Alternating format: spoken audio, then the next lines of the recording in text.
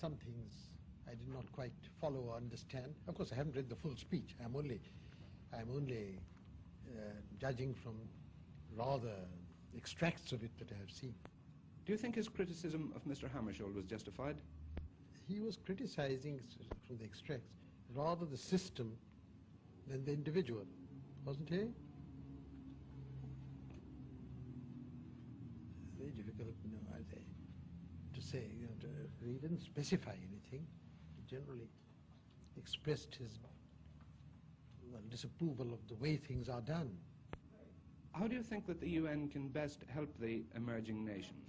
Well, in a variety of ways. First of all, in keeping out troublemakers, keeping out people who stick on in spite of announcing that they are withdrawing. That's the very first thing, because they are a constant irritant, not only to the people there, but to everybody. And we have been very much disturbed by this, in spite of UN resolutions and everything, how Belgian personnel are stuck on there, various parts, in Katanga, especially in elsewhere. It's highly provocative and irritating.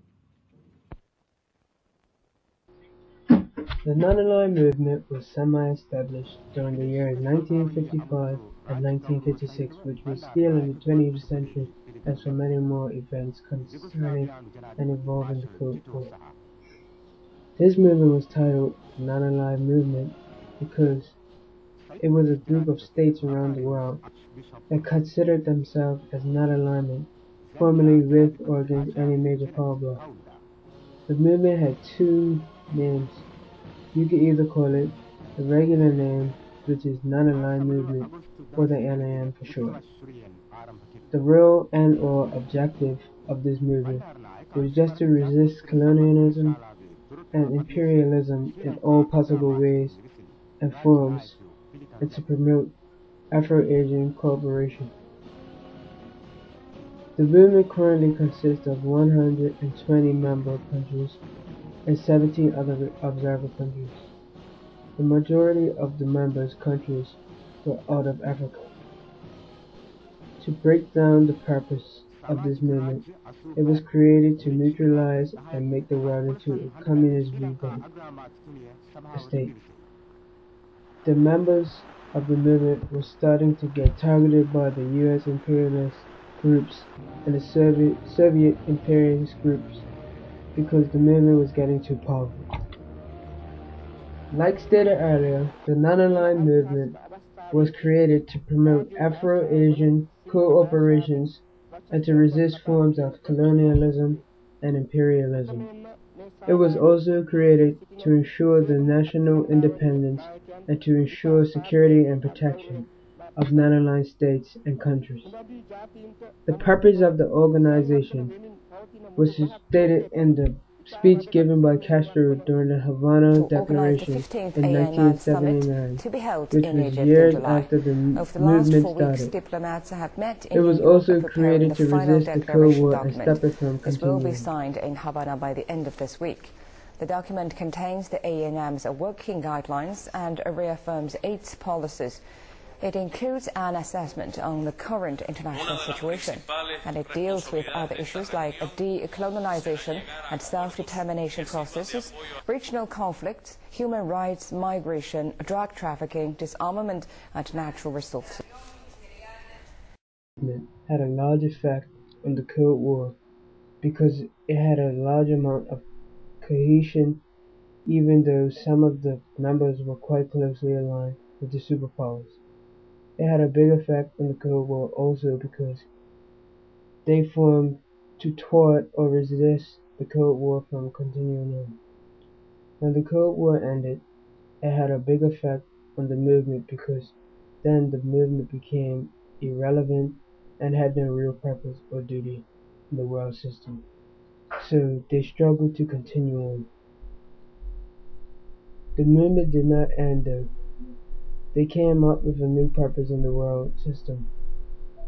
Since it was forced to redefine its purpose in the current world system, its new purpose is to emphasize multi-relation, equality, and mutual non-aggression.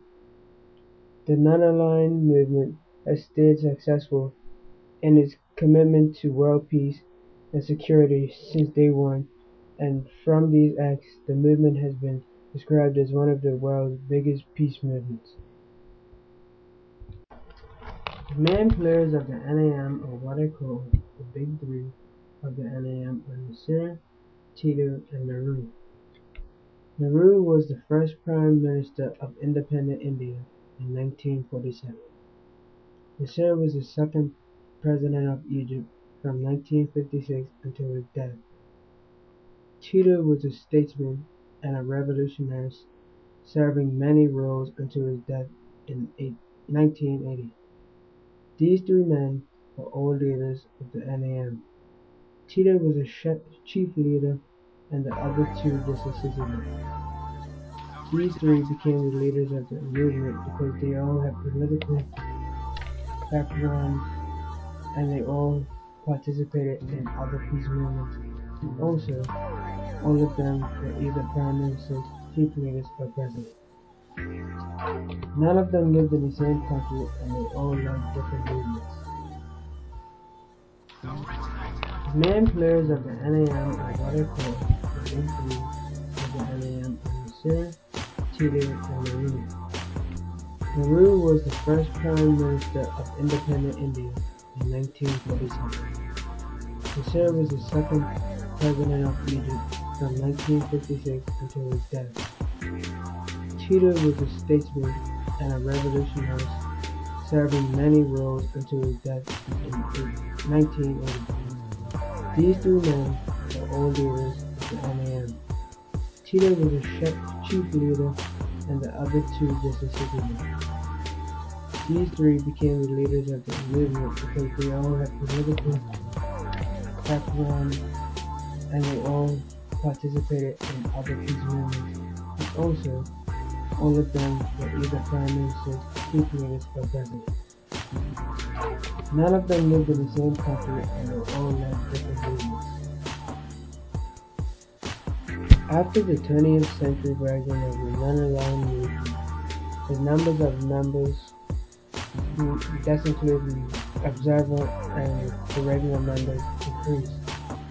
They attempted to be a stronger voice for the South. Tension has decreased in all ways, and they grew as a movement.